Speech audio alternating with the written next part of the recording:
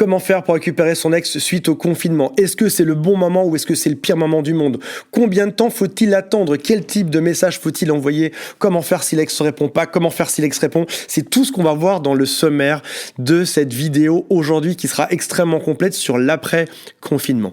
Avant de vous donner tous ces conseils pour savoir comment faire pour récupérer votre ex, j'aimerais juste vous sensibiliser sur une notion qui est extrêmement importante, qui est le stress du déconfinement. Alors vous dites peut-être, génial, avec mon ex, moi et mon ex, on est déconfinés, donc c'est le moment de se retrouver, d'être ensemble, etc. Sachez que le déconfinement vient créer une modification dans notre comportement et que le cerveau déteste les modifications. Un exemple très simple.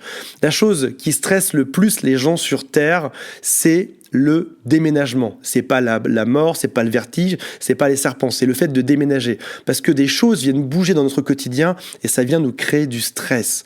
Et donc, là, c'est pareil, le confinement, c'est un stress, le déconfinement, même si c'est cool qu'on peut sortir, ça reste aussi un changement et ça reste aussi un stress. Donc, dans tous les cas, dans tout ce qu'on va voir par la suite, toujours partir de ce postulat-là, le déconfinement est un stress qui vient perturber moi, même si je m'en rends pas compte, et mon ex, même si mon ex ne s'en rend pas compte. Donc on va laisser passer toujours quelques jours entre le moment où on se dit tiens, ce serait bien de contacter et le moment où on va réellement le faire, histoire que le stress se mette à plat, qu'on retrouve un peu nos habitudes, qu'on retrouve notre calme et qu'on soit prêt par la suite pour à nouveau se remettre en couple ensemble. Donc toute première notion, c'est le déconfinement est un stress et par rapport à ça, toujours laisser passer quelques jours, ne pas agir à chaud au moment où on est déconfiné. Laissez passer quelques jours, voire même une semaine ou deux avant de repasser à l'action. Deuxième chose très importante, pourquoi est-ce que le stress ne nous permet pas de nous mettre en couple ensemble? Il y a une théorie qui explique et que j'observe de manière très régulière, qui dit, on va voir après ça les messages, les SMS, etc. On va voir ça ensemble, on y arrive. Je veux juste qu'on comprenne bien le sujet ensemble. Il y a une théorie qui explique que quelqu'un qui n'est pas bien dans son travail n'est pas capable d'avoir une relation amoureuse. De même que on peut imaginer que les hommes de Cro-Magnon avaient d'abord besoin de survivre et de partir chasser du bison et de se nourrir avant de songer à se reproduire. De même qu'on peut imaginer qu'une maman a besoin d'abord de faire un foyer bien avant d'avoir un enfant. C'est-à-dire qu'en gros, on a besoin de résoudre notre partie professionnelle, celle qui nous fait manger, celle qui nous fait survivre, celle qui nous paye notre toit, avant de penser à l'amour. Donc encore une fois, suite au déconfinement, nos habitudes de travail vont changer. Et il y a de fortes chances que vous et votre ex, ok, on sort, on fait la fête, etc. Mais il y a de grandes chances que pour être prêt à se mettre dans une relation amoureuse, à repenser à l'amour, on ait besoin d'abord de stabiliser la partie professionnelle. Donc ça, c'est le premier, c'est que le déconfinement est un stress. Le deuxième, c'est que l'objectif primaire numéro 1 de vous et de votre ex, même si vous ne vous en rendez pas compte, ce sera probablement, ou même si vous êtes étudiant, ce sera probablement de venir résoudre la partie financière ou celle qui vous fait manger aujourd'hui.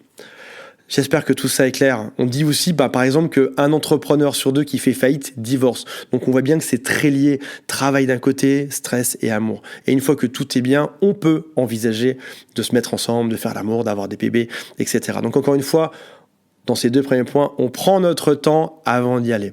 Troisième point très important de cette vidéo. Alors oui, troisième point très important, je vais le court-circuiter. Il y a un lien dans la description de cette vidéo qui est juste en dessous. Quelles sont mes chances de récupérer mon ex? C'est juste sous la vidéo. Si vous êtes sur smartphone, il y a un petit triangle, vous cliquez dessus, vous arrivez dessus. Il y a tout un quiz en 7-8 questions avec derrière toutes vos chances de récupérer votre ex. C'est super bien fait, c'est super simple, c'est gratos. Il y a même une formation qui est faite. Troisième point. Quelle est la chose que je dois envoyer, quel est le SMS que je dois envoyer à mon ex si je veux prendre des nouvelles suite au confinement? Un exemple de très bon SMS, c'est par exemple « Coucou, j'espère que tout se passe bien pour toi suite au déconfinement. Bise, Antoine. » Tu mets ton prénom, quoi. J'espère que tout se passe bien pour toi. Bise. Donc, on remarque qu'il y a une différence entre « Est-ce que tout se passe bien pour toi ?» et « J'espère que tout se passe bien pour toi. » Dans un cas, on attend une réponse, est-ce que tout se passe bien pour toi suite au déconfinement? Donc on attend une réponse, ce qui peut venir mettre une pression ou faire chier notre ex, alors que j'espère que tout se passe bien pour toi, bise.Antoine, on est encore plus cool parce qu'on espère que ça se passe bien, mais on n'attend même pas une réponse. Donc on est vu comme quelqu'un qui est détaché, qui est juste bienveillant. Donc c'est ce type de message que je vous recommande d'envoyer. Ça peut être 4-5 jours, même voire une semaine, 2 semaines après le déconfinement. Encore une fois, on prend notre temps, on y va en douceur.